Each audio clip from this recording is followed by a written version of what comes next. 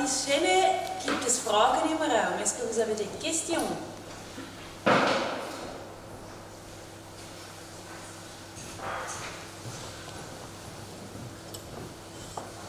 Oui, bonjour, François Guisan de l'Association Suisse pour les quartiers durables. Je voulais juste savoir dans ces différents projets, qu'est-ce qui a été déclencheur en fait du mouvement. Et j'imagine que tout n'est pas bénévole de votre part, donc il y a avoir des acteurs qui s'impliquent et qui veulent ces changements jusqu'à le début en fait, de chaque histoire. Non, effectivement, nous, on n'est pas bénévole. Après, pour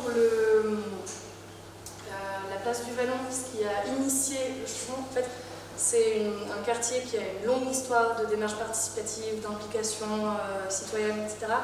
En 2012, il y avait une démarche participative qui avait été menée. Il y avait, je pense, une quarantaine d'objectifs à la suite de cette démarche participative, dont le réaménagement de la place du Vallon. Donc c'était déjà quelque chose qui avait été identifié par l'association de quartier, par les habitants, à ce moment-là. Et ce qui a été déclencheur ici, c'est l'installation de l'espace de consommation sécurisé. Parce qu'il y avait un peu ce phénomène de, je pense justement que beaucoup de choses qu'on ne voulait pas voir arriver dans le quartier du Vallon, alors c'est pas forcément quelque chose qui est perçu uniquement comme négatif pour le quartier du Vallon, mais par contre il y avait l'envie que ce soit aussi qu'il y ait des contreparties d'aménagement, de prendre soin de l'espace de la part de la ville. Donc c'est l'association de quartier qui a fait la demande à la ville, et c'est la ville qui nous a mandaté. Pour la place de la gare de Sierre, je ne sais à vrai dire pas vraiment pourquoi ça a été déclenché maintenant. Je ne sais pas si tu sais. En tout cas, c'est, je pense, plutôt un constat que si on attend que tout ce de ce que ça découle, l'aménagement de cette place, on va dire un peu final, on attendra des années. Et il n'y avait pas l'envie d'attendre, il y avait l'envie d'occuper un petit peu cette friche temporaire entre aujourd'hui et la construction d'un pont qui permettra de dévier les bus, qui permettra de rendre la place piétonne. Je pense aussi que... Bonjour, moi je suis Jade Rudler et je travaille avec Alice. Je pense aussi qu'à Sierre, ils avaient déjà demandé à des architectes et à des urbanistes de faire des projets et tous les projets étaient beaucoup trop chers, enfin, ça se comptait en millions.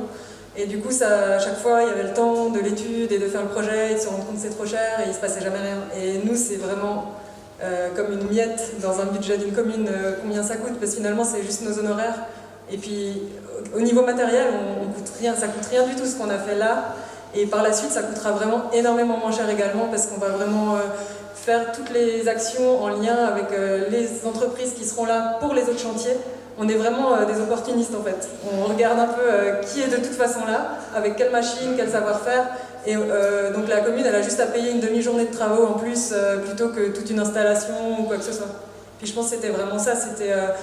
Ils se sont rendus compte qu'en nous mandatant, ils pouvaient faire quelque chose directement sans attendre d'avoir tous les crédits, tout voilà.